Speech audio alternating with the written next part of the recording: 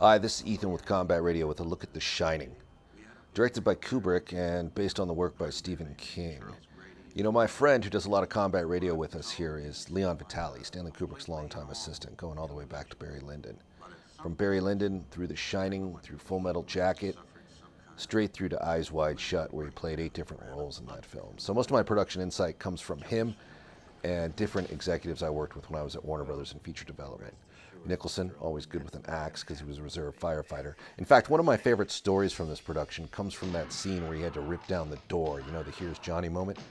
Supposedly, they went into take after take, dozens of takes, what seemed like hundreds of takes. Set up a door, rip it down. Set up a door, rip it down. Set up a door, bash your axe through it, rip it down.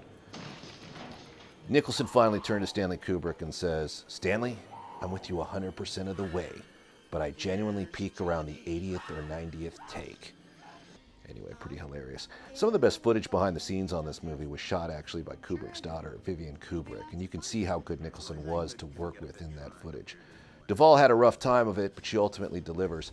Some of the executives I worked with talked about Stephen King's relationship with this movie, because, you know, King was quite open about not liking it. But on the executive side, they think that's because he was barred from the set. He made request after request to come down and was denied until close to the last day when they set up almost like a fake set for him to visit.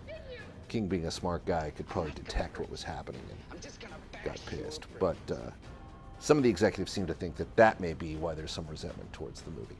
Anyway, whatever's out there, whatever the animosity may be, see The Shining. It's brilliant, a lot of fun, and yeah, you know what to do.